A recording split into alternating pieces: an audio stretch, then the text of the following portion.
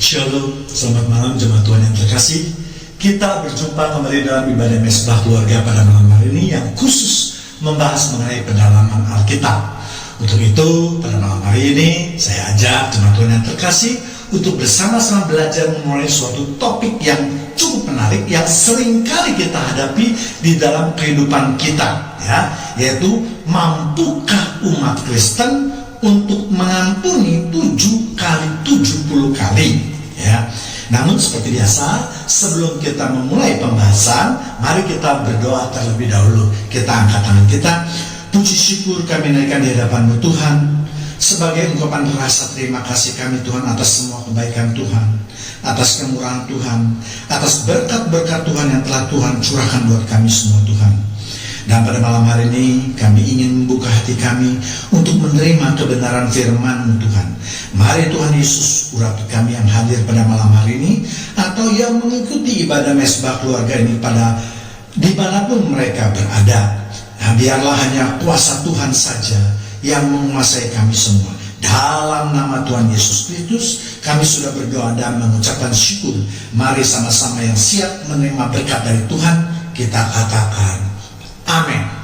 Baik, kita akan memulai membahas mengenai topik ini, Pertanyaan, mampukah umat Kristen mengampuni 7 kali 70 kali terhadap mereka yang menyakiti kita, menyusahkan kita, memaki-maki kita, membuli kita, dan seterusnya.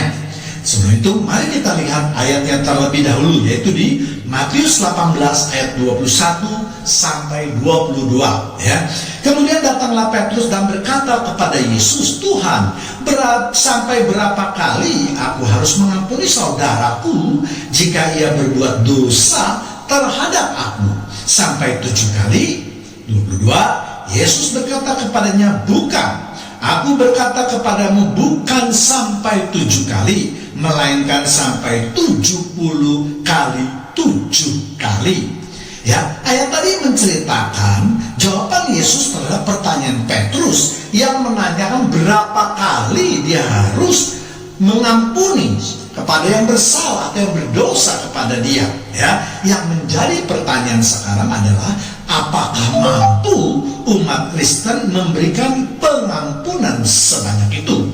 Atau bahkan ada juga yang menafsirkan itu berarti kita harus mengampuni mereka yang bersalah kepada kita dalam jumlah yang tidak terbatas, atau dengan kata lain dalam seumur hidup kita, Karena 7 kali 70 kali itu yang berarti hampir 500, yaitu 490, adalah suatu angka yang cukup banyak, Dan rasanya di dalam kehidupan nyata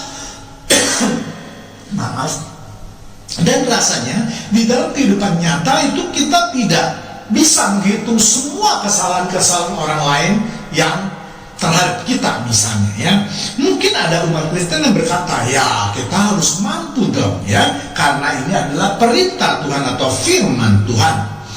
Saya mau katakan, ini adalah orang yang munafik, Sebab tidak mungkin ada manusia yang dapat disakiti, ditindas, dihina, dicaci maki, dibully, dan seterusnya dalam jumlah tak terbatas, Itu tidak mungkin dapat manusia berikan.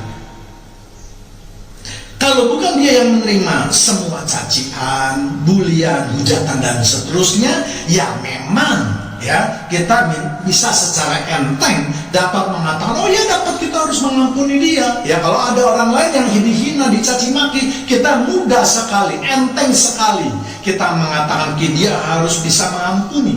Tetapi kalau kita yang mengalaminya, jelas ini adalah tidak mudah, Tetapi kalau kita menerima perlakuan buruk, saya ulangi lagi, tetapi kalau kita yang menerima perlakuan buruk seperti itu, maka saya rasa atau saya kira tidak ada orang yang mampu melakukannya. Saya sebagai pembawa firman Tuhan harus realistis, juga tidak memberikan harapan yang kosong, apalagi menjadi orang yang munafik. Salah satu contoh misalnya dalam kasus Yahya Waloni, yang seringkali di dalam memberikan tausiahnya di dalam masjid ataupun di tempat lain itu seringkali atau acap kali menghina orang Kristen, Alkitab maupun Tuhan Yesus, ya. Yang menjadi pertanyaan saya, berapa kali yang telah dia lakukan semua itu? 50 kali? 100 kali? 150 kali? 200 kali? Ya, dari angka yang sekian, baru sampai 200 kali saja, banyak umat Kristen yang tidak kuat lagi menahannya, ya. Termasuk para pendeta. Memang kalau nanti kan saya bahas, memang pendeta yang mengatakan, oh kita harus mengampuni, ya. Ya, memang ada beberapa pendeta yang mengatakan, oh kita harus belajar mengampuni seperti yang diajarkan oleh Tuhan Yesus. Saya rasa pendeta-pendeta seperti ini secara sembrono menafsirkan firman Tuhan. Dia hanya mengerti sepotong saja. Dia tidak mengerti ada banyak ayat-ayat lain yang harus dia perhatikan. Ya, alasannya memang ini ajaran Yesus, ini adalah perintah Tuhan. Namun kalau kita lihat di sisi lain juga, atau pada kesempatan lain juga, ketika dia menerima video daripada Yahya Waloni yang menghujat Alkitab, menghujat Tuhan Yesus, dia juga menjadi marah. Dia mengkritik bahwa Yahya Waloni itu tidak pantas berkata demikian dan seterusnya. Inilah dia, ya, yang saya katakan munafik. Di satu pihak dia mengatakan harus mengampuni, di pihak lain dia tidak mendapat menerima hujatan tersebut. Ya, mungkin kalau di zaman sekarang di medsos banyak sekali tujuan mereka, ya, atau kalau untuk menarik simpati orang, ya kan, supaya banyak view, ya kan, atau mungkin sedang mencari popularitas terhadap dirinya sendiri, ya.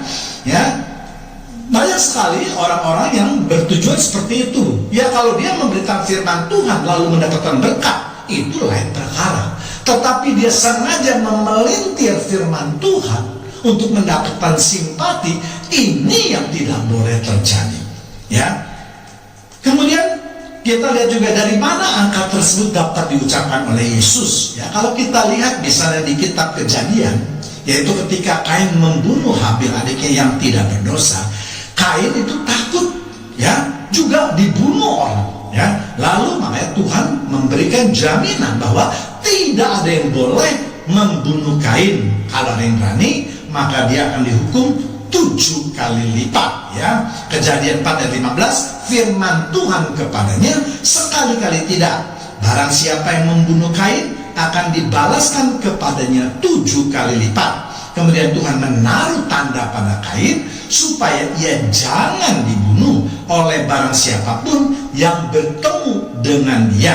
Ya, sedangkan angka 70 kali lainnya itu berasal daripada Lameh, yaitu anak Kain yang menjadi orang pertama yang melakukan poligami, ya. Dan kita tahu perangai daripada Lameh yang suka marah atau temperamental ini, dia yang mengatakan bahwa mengeluarkan 70 kali itu, yaitu di kitab Kejadian 44. Sebab jika Kain harus dibalaskan 7 kali lipat, maka Lameh 77 kali lipat, ya. Jadi Yesus melipat gandakan pengampunan itu menjadi 7 kali 70 kali. Itulah asal muasal daripada 7 kali 70 kali, ya. Apakah benar umat Kristen kalau dimaki, dibully, dihina, dicaci dan seterusnya dapat memberikan pengampunan sebanyak itu?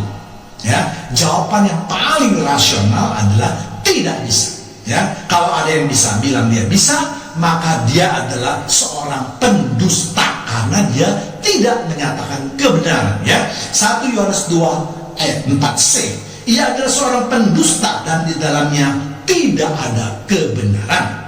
Kalau kita tidak percaya, coba saja datang orang yang sini, kita maki-maki dia, kita hina dia, kita bully dia, kita hujat dia. Tidak mungkin, ya. Saya yakin maka tidak ada manusia manapun yang dapat menahannya.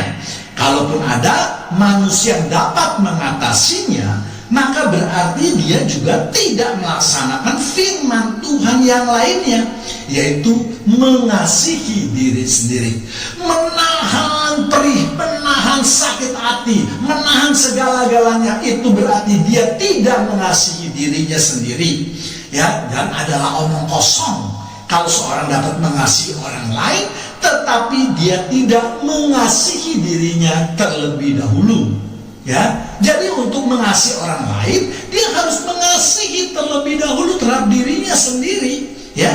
Firman Tuhan itu tidak sepotong hanya mengasihi orang lain, sepertinya harus diikutkan mengasihi diri sendiri. Jadi kalau dia terhadap orang lain itu bisa mengasihi, dia juga bisa mengasihi terhadap dirinya sendiri. Misalnya secara nyata yang mudah sekali saya beri contoh. Misalnya orang yang tidak mempunyai apa-apa atau ya katakanlah berkekurangan, dapatkah dia menolong orang miskin? Maukah dia terus-menerus menolong orang miskin, memberikan bantuan, memberikan makan kepada orang miskin, sementara dia kelaparan, sementara dia kekurangan, sementara dia tidak makan? Dia menderita seumur hidupnya dan akhirnya mati. Apakah ini yang disembah oleh Tuhan? Ya, itukah caranya mengasihi diri sendiri? Saya rasa jawabannya tentu juga tidak. Ya, itu namanya bunuh diri, dan bunuh diri tentu dilarang oleh Tuhan kita. Ya, jadi kalau hal ini terjadi, maka berarti dia juga melawan hukum Tuhan yang lainnya. Ya, jadi sekali lagi saya katakan di dalam menjalankan firman Tuhan, maka jangan sampai juga kita menabrak firman Tuhan lainnya. Ya, untuk itulah maka semuanya itu harus berjalan beriringan atau seiring sejalan. Tidak boleh ada yang saling menabrak. Ya, lalu bagaimana dong dengan firman Tuhan? Apakah firman Tuhan itu terlalu berat sehingga kita tidak dapat melaksanakannya? Ya, saya juga mau katakan bahwa firman Tuhan mengatakan perintah-perintahnya itu tidaklah berat. Ya, 1 Yohanes 5 ayat 3c, perintah-perintahnya itu tidak berat. Pertanyaan lain yang juga muncul adalah Yesus mengajarkan kepada kita bagaimana caranya menyelesaikan perselisihan kita dengan saudara kita yang lain. Jadi ada banyak ayat-ayat yang berbicara mengenai hal ini. Ya, ini kita harus ambil semua, ya. Lukas 17 ayat 3-4. Jagalah dirimu, jikalau saudaramu berbuat dosa, tegurlah dia, dan jikalau ia menyesal, ampunilah dia. Ya, jadi 4, bahkan jikalau ia berbuat dosa terhadap engkau 7 kali sehari, dan 7 kali ia kembali kepadamu dan berkata, aku menyesal, aku harus mengampuni dia. Engkau harus mengampuni dia, maksud saya, ya. Jadi dalam ayat ini jelas Yesus mengatakan bahwa jika saudara kita itu berbuat dosa, maka sebelum mereka diampuni, mereka harus menyatakan penyesalannya terlebih dahulu. Ya, arti menyesal adalah perasaan susah atau perasaan yang tidak tentram karena telah melakukan perbuatan yang tidak baik dan berjanji tidak melakukannya lagi. Jadi kalau saudara kita melakukan dosa yang lain, maka menurut ayat ini mereka juga harus mendapatkan pengampunan. Ya, yang terpenting adalah mereka menyesal terlebih dahulu juga. Ya, jelas terlihat di sini, ya. Kalau banyak sekali sekarang umat Kristen, ketika ada yang membuli, menghina agama Kristen, menghina Alkitab, menghina Tuhan Yesus dan seterusnya, lalu tiba-tiba mereka mengatakan umat Kristen harus mengampuni mereka. Saya bingung dari mana mereka belajar tentang hal itu. Ya, dari mana? Apakah ada di dalam Alkitab? Ya, tentu ini kesalahan daripada para pengkhotbah, para pendeta umat Kristen yang belajar dari YouTube. Banyak sekali sekarang umat Kristen malas untuk membaca. Saya berani pastikan kenapa? Untuk mendengarkan firman Tuhan saja malas. Dari mana saya dapat mengambil kesimpulan? Banyak video saya yang orang tidak hanya membaca judulnya saja, membaca judulnya saja pun tidak dapat mengartikannya dengan baik, menangkap arti daripada judulnya saja tidak bisa. Bagaimana dia terus memberikan komentar seakan-akan dia hebat mengerti Alkitab? Ya, inilah umat Kristen. Hosea 4 ayat 6, ya, umatku binasa karena kurangnya mengenal akan pengenalan Allah. Ya, jadi umat Kristen yang sering-sering komen yang sangar, yang ganas, yang terus menghujat di medsos, saya harap bertobatlah kalian, ya, bertobatlah gitu, ya. Contohnya misalnya sekali lagi dalam kasus Yahya Waloni, ya, ia tidak pernah menyesal, malah dia menyatakan lapor ke polisi, saya tidak akan meminta maaf kepada umat Kristen. Lalu kita sebagai umat Kristen kita harus mengampuni dia karena Tuhan Yesus memerintahkan. Apa? Tuhan Yesus memerintahkan kamu.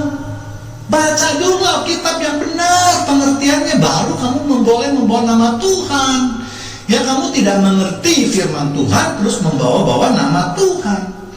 Ya, atau kita lihat juga ketika dia sakit, ya, baik juga umat Kristen mengatakan kita harus mendoakan dia loh, sebagai ungkapan rasa kasihan, rasa mengasihi dia, ya. Ya, saya bingung benar-benar, ya. Jadi mari jemaat Tuhan, mungkin juga ada yang mendengar video ini sepotong langsung skip, langsung komentar menghujat. Ya, itu kebiasaan daripada orang-orang Kristen yang Kristennya nggak tahu belajar Alkitabnya di mana, ya. Ya, jadi berulang kali saya katakan, kalau tidak mau mendengar firman Tuhan orang lain secara lengkap, jangan berkomentar, ya kan? Sebab berkomentar itu menyatakan isi otakmu, ya kan? Belum apa-apa udah menghujat pendeta sesat, pendeta iblis, luar biasa. Itu hebat benar-benar engkau sebagai orang Kristen, ya. Ya, coba saja kalau berani, ya, ketika pendetamu berkhotbah di gerejamu, langsung kamu berdiri, kamu nyatakan, hai pendeta, engkau pendeta sesat, engkau iblis. Berani tidak? Jangan hanya beraninya di medsos. Ya kan, saya yakin, seyakin saya, dia tidak akan berani melakukan hal itu.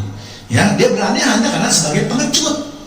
Ya, dia tidak dikenal di medsos. Siapa dia? Kalau kita periksa lagi, tidak pernah dia memposting satu ayat atau satu firman, apalagi video, tidak pernah. Tapi kalau komentar panjang banget, luar biasa, ya. Ya, jadi inilah yang perlu mendapat tanggapan dari saya, ya, karena seringkali video-video saya itu dikomentari dengan tidak seimbang. Bahkan ada juga pendeta mengatakan, ya, Bapak kan sebagai pembawa firman Tuhan harus sabar, harus mengasihi. Saya mohon Pak Pendeta yang terhormat atau siapapun Anda, ya, kalau mengkoreksi harus kamu mengkoreksi dulu orang yang menghujat pertama kali, bukan orang yang dihujat yang dinasehati atau dikoreksi. Iya kan? Kemana pikiranmu itu? Orang yang salah, orang yang tidak mengerti firman Tuhan, orang yang mulutnya kotor, itulah yang harus dinasihati terlebih dahulu. Bukannya saya sebagai pembawa firman Tuhan. Ya, oke. Jadi cukup saya mengomentari para netizen itu orang-orang yang menyatakan orang Kristen, ya. Bahkan saya mau katakan kalian itu yang sering menghujat. Belum apa-apa itu kalian jauh lebih jahat daripada orang duniawi. Orang duniawi jahat karena dia tidak diajar. Kamu yang sudah diajar, kamu yang katanya mengerti firman Tuhan, kamu yang berani mengutip-utip firman Tuhan, langsung tanpa kata apapun menghujat orang lain. Ya, itu jauh lebih jahat daripada orang dunia, ya. Kemudian kita lihat juga di Matius 18 ayat 15 sampai 17, ya. Ayat 15, apabila saudaramu berbuat dosa, tegurlah dia di bawah 4 mata. Jika ia mendengarkan nasihat engkau, telah mendapatkannya kembali. Ya, 16. Jika ia tidak mendengarkan engkau, bawalah seorang atau 2 orang lagi, supaya atas keterangan 2 atau 3 orang saksi, perkara itu tidak disangsikan. Ya, 17. Dan jika ia tidak mau mendengarkan mereka, sampaikanlah soalnya kepada jemaat. Dan jika ia tidak mau juga mendengarkan jemaat, pandanglah dia sebagai seorang yang tidak mengenal Allah atau sebagai seorang pemungut cukai, ya. Jadi dalam ayat ini Yesus ingin mengajarkan kepada kita bagaimana atau tahapan-tahapan apa yang harus kita lakukan untuk menegur saudara kita? Yang pertama, ya, kita tegur empat mata dulu, ya. Jika ia mendengarkan teguran atau nasihat kita, maka berarti kita dapat mendapatkannya kembali. Apa artinya mendapatkannya kembali? Artinya ketika kita menegur dia, kita sudah bersiap-siap untuk kehilangan dia. Makanya dikatakan mendapatkan kembali. Artinya kita sudah siap untuk kehilangan dia, ya. Kedua, jika dia tidak mendengarkan atau menolak, maka bawalah 1-2 orang saksi supaya keterangan atau kesaksiannya itu tidak diragukan lagi, ya. Kemudian yang ketiga, yaitu jika dia tidak menerima juga nasihat atau teguran itu, maka kita harus menyampaikannya ke jemaat, ya. Artinya dosa orang-orang tersebut harus diberitakan secara umum di dalam sidang jemaat, ya. Dan kalau dia tidak dapat menerimanya juga, maka anggaplah saudara itu sudah bukan saudara kita lagi, ya. Karena dikatakan sudah tidak mengenal Allah. Orang yang tidak mengenal Allah berarti bukan saudara kita. Sama dengan pemungut cukai, ya. Itu, ya. Jadi sekarang kita mendapatkan 3 ayat yang harus kita perhatikan, ya. Tidak boleh kita menjalankan saling menabrak. Yang pertama yang mengatakan bahwa kita harus mengampuni 7 kali 70 kali. Yang kedua mengatakan kita harus mengampuni 7 kali dan sehari kalau atau asal dia menyesali perbuatannya.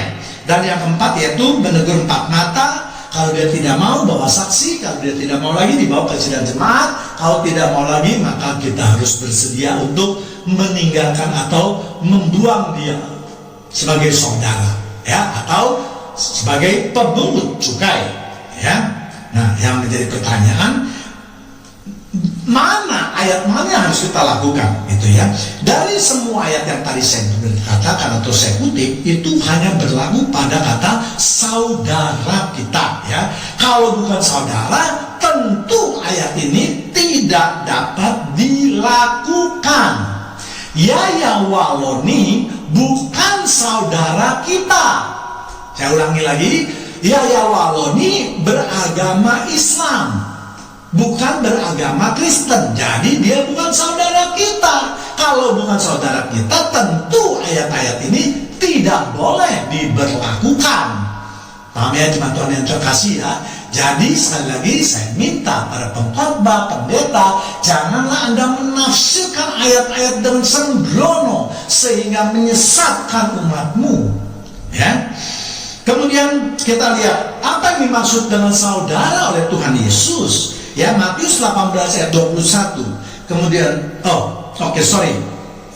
saya kutip dulu ketiga ayat tadi yang memberlakukan pada saudara, ya, supaya kuat, ya. Matius 18 ayat 21. Kemudian datanglah Petrus dan berkata kepada Yesus, Tuhan, sampai berapa kali aku harus mengampuni saudaraku jika ia berbuat dosa terhadap aku? Sampai 7 kali? Ya, 1. Kedua, Lukas 17 ayat 3.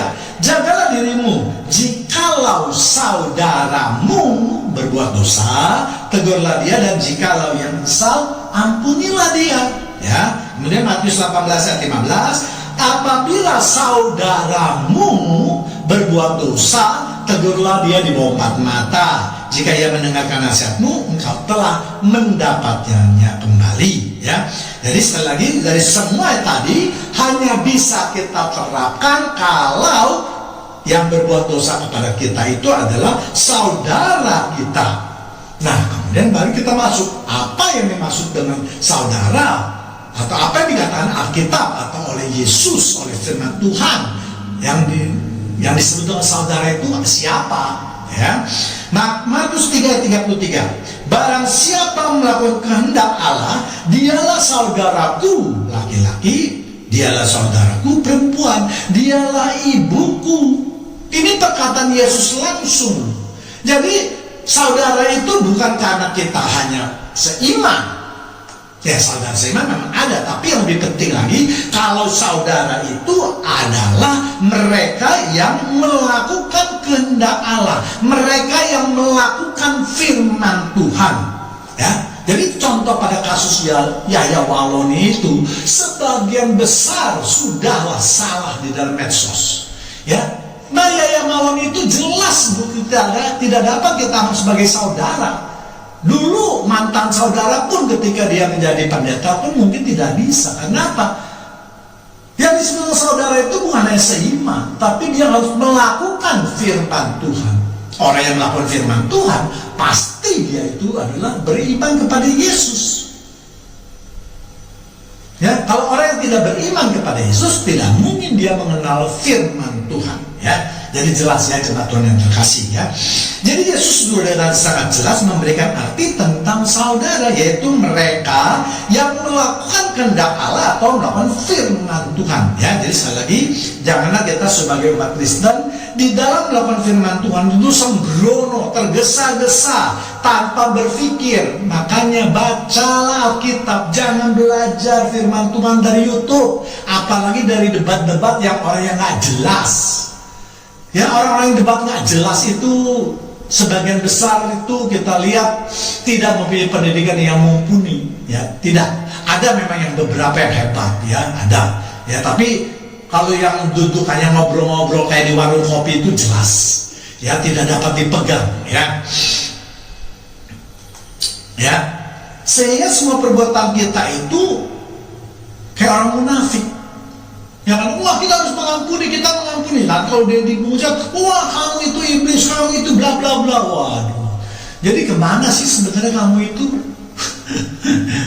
Kemana angin bertiup, bisa nggak kamu ikut juga? Ya, jadi ucapan mengasihi atau mengampuni itu jangan hanya di bibir saja, ya, harus dari keluar dalam hati. Kalau memang kita tidak mampu, kita harus katakan tidak mampu. Jangan belajar jadi orang munafik. Kalau belajar jadi orang munafik, apalagi para pengkhotbah atau para pendeta, itu berbahaya. Ya. Kemudian kita akan memasuki persoalan kita. Yang pertama yaitu Yesus mengatakan harus memberikan pengampunan 7 kali 70 kali kepada saudara kita, ya. Apakah kalimat itu dapat ditafsirkan secara letterleh atau secara harfiah atau literal? Saya rasa tidak, ya. Sebab bila ditafsirkan dengan harfiah, maka akan menabrak ayat lain. Akan menabrak tadi ayat yang mengatakan bahwa kalau saudara berdosa, maka dia harus ditegur 4 mata. Karena ayat ini tidak mengatakan berdosa langsung ampuni. Ya, itu jelas bertabrakan, ya. Yesus mengatakan akan mengampuni saudara kita juga bila mereka menyesal atau bertobat.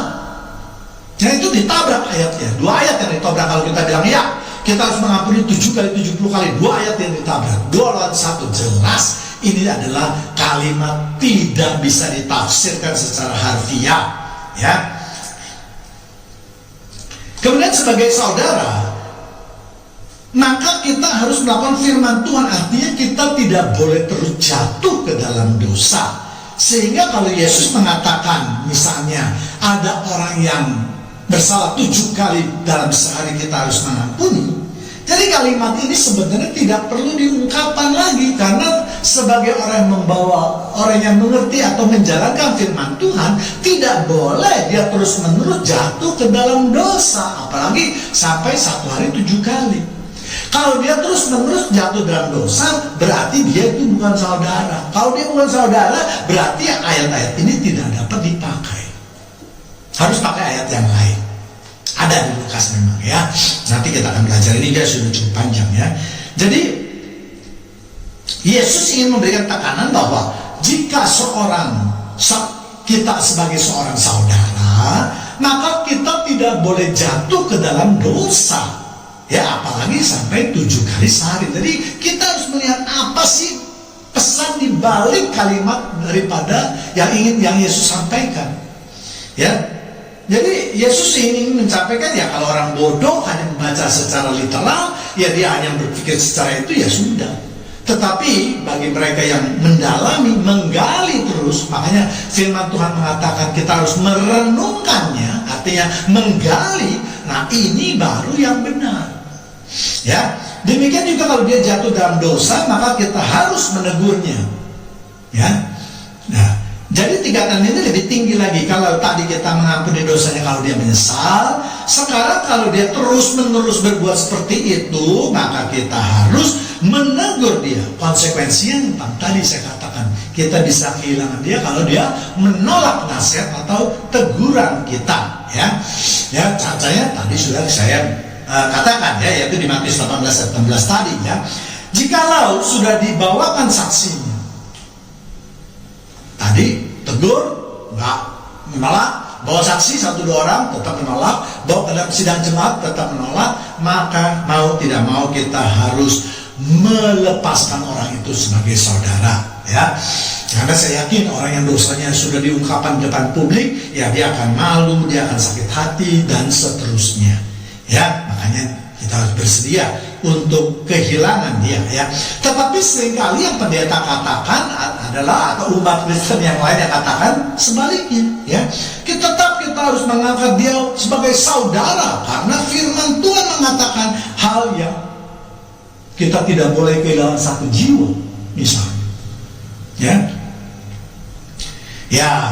Saya mau katakan, manusia yang melakukan firman Tuhan itu ya kita bisa dianggap sebagai saudara. Manusia tidak melakukan firman Tuhan, maka jelas orang ini bukan saudara. Firman Tuhan mengatakan kita harus menganggap orang ini sebagai orang yang tidak mengenal Allah atau sebagai pemungut cukai ya. Jadi predikat saudaranya sudah hilang atau kita buang. Kita sudah menganggap dia sebagai orang lain ya. Kalau kita kehilangan orang yang selalu melakukan dosa, maka malaikat di surga pun tidak akan menangis ya. Demikian juga jika seorang ini diterima sebagai saudara, maka malaikat juga tidak akan bernyanyi. Jadi dalam menerapkan firman Tuhan itu harus hati-hati ya. Ya, sebab orang ini bukan orang yang bertobat. Orang yang bertobat adalah orang yang menyadari kesalahannya, menyesali perbuatannya, dan berjanji tidak melakukannya lagi. Orang yang meninggalkan kehidupan lamanya dan seterusnya, inilah yang harus kita perhatikan ya. Dalam posisi seperti inilah orang yang dulunya orang yang tidak mengenal Tuhan, orang yang berdosa, bertobat dan tidak melakukan dosa lagi atau memulai dengan kehidupan baru lagi, inilah yang akan membuat para malaikat untuk bernyanyi, sebab ada satu jiwa yang diselamatkan. Jadi kalau ada orang Kristen yang dulu sudah diselamatkan, di mana dulu malaikat sudah bernyanyi untuk dia, kemudian sekarang dia ini berbuat dosa terus, malaikat tentu akan sedih ya. Jadi saya mau katakan bahwa hati-hati, kembali lagi kita menerapkan firman Tuhan, jangan sembrono ya. Orang yang dengan nyata dia melakukan yang sudah diberikan kebenaran, diajarkan firman Tuhan, tetapi dia terus-menerus melakukan hal yang sebaliknya, maka tidak ada pengampunannya lagi ya. Bisa lihat di video saya yang saya beri judul mengenai hal pengampunan ya.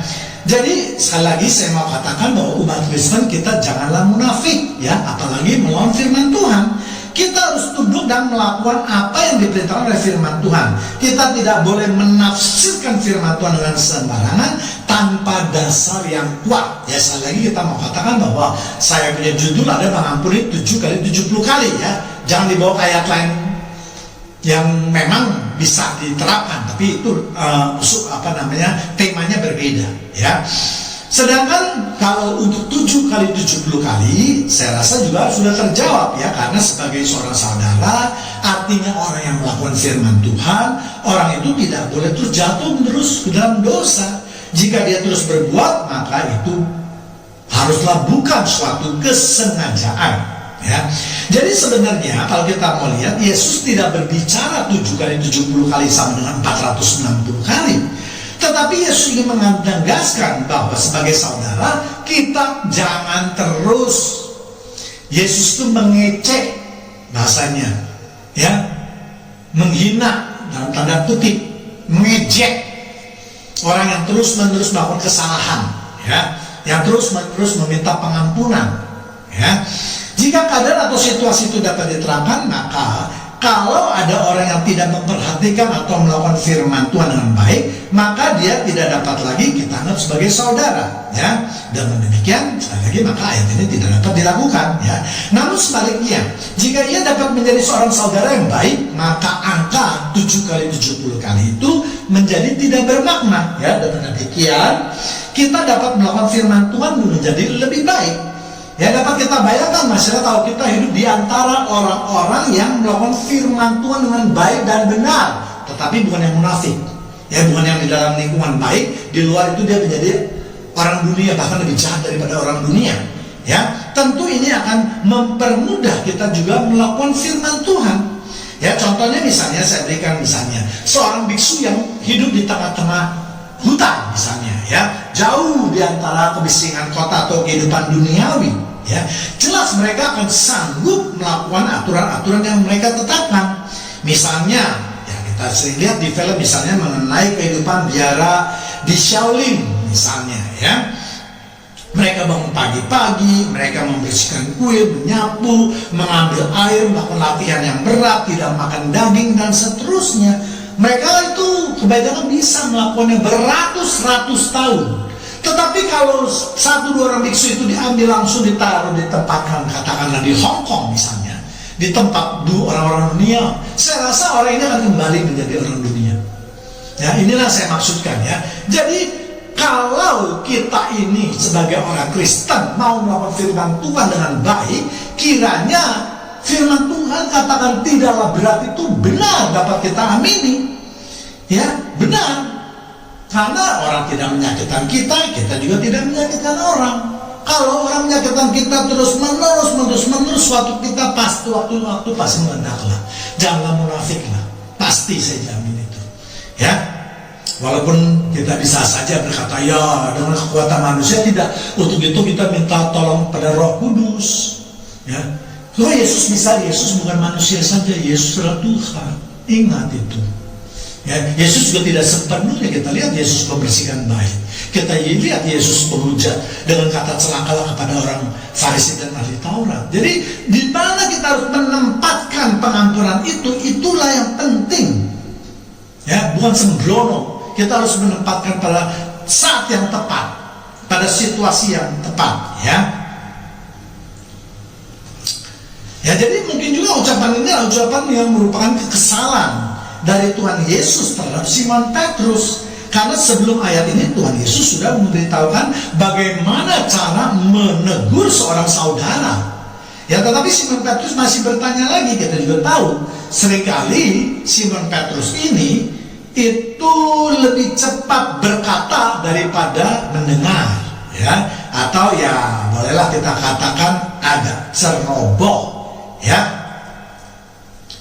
Ya, kita lihat buktinya apa Simon Petrus itu ceroboh. Ya, kita lihat aja ketika Simon Petrus melihat Yesus berbicara dengan Nabi Elia dan Musa, dia mengatakan baiklah kita akan mendirikan 3 kemah.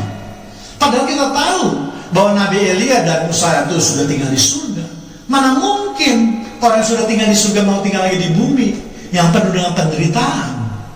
Artinya apa? Buat kemah itu sia-sia saja, tidak mungkin dan tidak akan diterima. Demikian juga ketika Yesus akan disesat dan disalib. Ya, ketika Yesus mengatakan imanmu akan goyah, tetapi Petrus mengatakan sekali-kali tidak. Sampai mati pun aku tetap tidak akan goyah. Tetapi apa yang kita lihat? Dia bahkan menyangkal Tuhan sampai 3 kali. Ya.